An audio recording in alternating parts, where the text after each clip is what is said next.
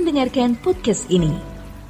Saudaraku, manusia tidak mungkin lepas dari persoalan, tidak mungkin lepas dari masalah, problem, kesulitan dan kesukaran hidup. Tetapi yang penting bagaimana kita bereaksi atau merespon masalah-masalah tersebut. Tentu kita tahu bahwa Allah bekerja dalam segala hal mendatangkan kebaikan bagi mereka yang mengasihi Dia. Yang itu berarti persoalan-persoalan hidup kita menjadi sarana Allah untuk mendewasakan kita.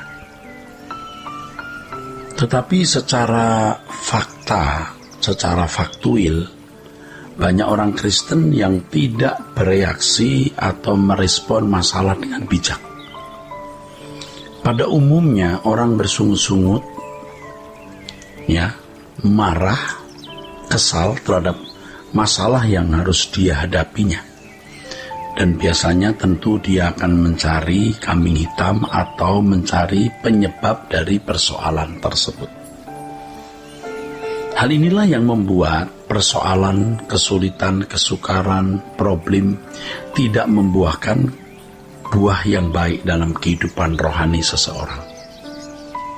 Artinya, persoalan tersebut tidak membuat dirinya menjadi dewasa, tapi sebaliknya membuat ia makin terpuruk dalam ketidakdewasaan.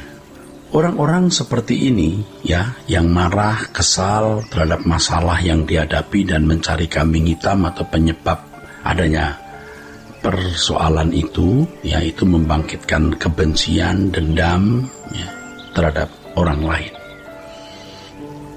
Ini berarti dia memberhalakan masalah. Bukannya menerima masalah sebagai berkat kekal yang di dalamnya mengandung nasihat, kebenaran-kebenaran untuk mendewasakan, tetapi malah bersungut-sungut dan melahirkan kebencian terhadap orang yang dipandangnya sebagai penyebab dari persoalan tersebut. Ini orang namanya memberhalakan masalah. Orang yang memberhalakan masalah itu orang yang tidak mungkin bisa memuliakan Tuhan. Tidak mungkin. Dia memuliakan dirinya sendiri sebenarnya. Sebab kalau orang benar-benar memuliakan Tuhan, maka apapun yang dialaminya dia pandang sebagai berkat kekal karena di dalamnya pasti ada hikmah. Dan hikmah itu atau hikmat itu atau kebenaran itu mendewasakan rohaninya. Ya saudaraku sekalian. Dan orang yang sungguh-sungguh menganggap masalah itu adalah berkat kekal, dia akan mengucap syukur. Ia tidak lagi berpusat pada dirinya sendiri atau egosentris, tapi teosentris. Jadi kalau orang yang masih memberhalakan masalah, itu orang yang egosentris, tidak teosentris. Selain dia tidak mengalami perubahan, pendewasaan rohani melalui persoalan tersebut, ia juga menambah jumlah orang yang dia benci. Dia membangun kepahitan, kemarahan kepada objek tertentu atau orang tertentu, dan tanpa sadar secara tidak langsung dia juga mempersalahkan Allah. Kenapa Allah mengizinkan keadaan ini? Tapi sebaliknya saudara, kalau orang mengerti bahwa Allah mengasihi dirinya, dalam kamus hidup orang Kristen tidak ada kata kecelakaan, musibah atau bencana, karena semua yang terjadi pasti memuat berkat kekal. Maka ia akan mengucap syukur kepada Tuhan. Ia tidak menambah jumlah orang yang dia benci, karena memang tidak ada orang yang boleh dibenci. Kita harus mengasihi semua orang.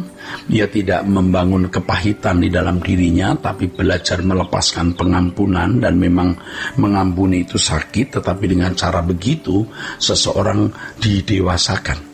Dan orang yang tidak memberhalakan masalah itu baru benar-benar meninggikan Tuhan. Dan Tuhan tersanjung oleh orang-orang seperti ini.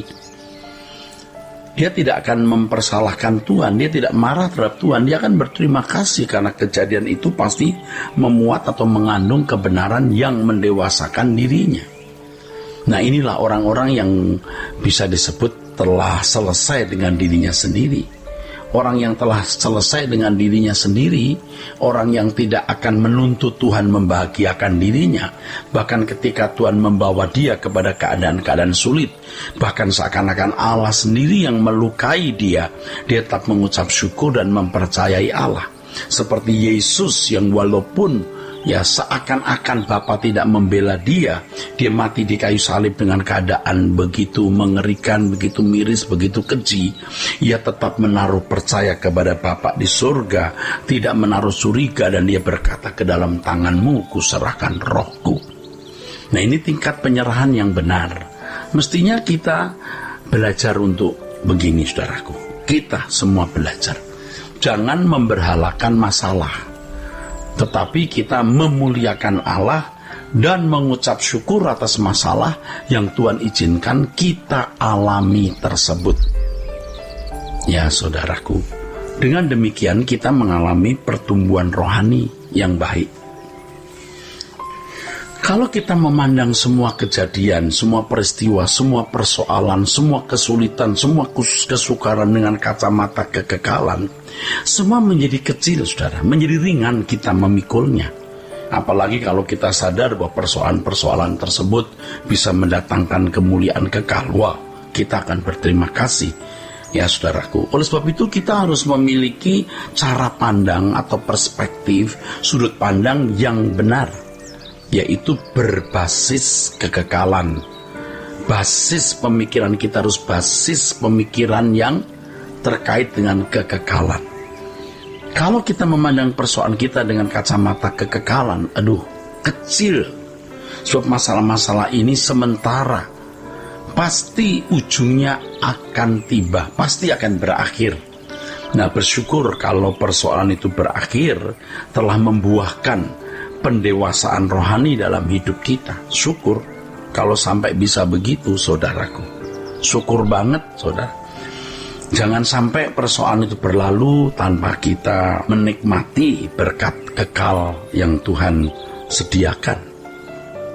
Jangan sampai persoalan berlalu malah menyisakan kepahitan, kemarahan, kebencian, dan kehidupan yang tidak bertumbuh atau tidak berbuah. Celaka sekali, saudaraku. Tetapi mari dengan mendengar kebenaran ini, kita mulai sadar bahwa Tuhan itu bukan saja baik, tapi sangat baik. Kebaikan Tuhan diberikan kepada kita tidak selalu dalam bentuk hal-hal yang menyenangkan kita, tidak selalu dalam bentuk hal-hal yang memuaskan kita, tidak selalu dalam bentuk hal-hal yang membuat kita nyaman. Bahkan sering apa yang Tuhan berikan itu hal-hal yang membuat kita benar-benar tidak nyaman. Hidup kita merasa tidak bahagia, kita merasa terancam, dan lain sebagainya. Namun kalau kita memandang dengan kacamata kekekalan, kita tahu bahwa itu tidak ada artinya. Allah yang kekal selalu menyediakan berkat dengan kualitas nilai kekekalan juga.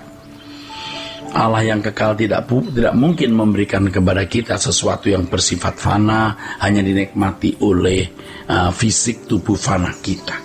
Ya memang Tuhan juga memberikan kesenangan-kesenangan, tapi pasti bukan kesenangan yang dimaksudkan untuk menenggelamkan kita dari hadirat Allah. Saudara, jangan memberhalakan persoalan yang membuat kita tidak dewasa. Membuat seseorang jadi memanjakan diri, makosistis, orang yang seperti suka menyakiti diri sendiri dan menikmati sakit itu. Nah, orang-orang seperti ini akan bertambah menjadi rusak, egois, hanya melihat kepentingan sendiri, perasaan sendiri, dan tidak memperdulikan kepentingan dan perasaan orang lain juga. Kiranya kebenaran ini memberkati saudara-saudara sekalian. Sola Gracia.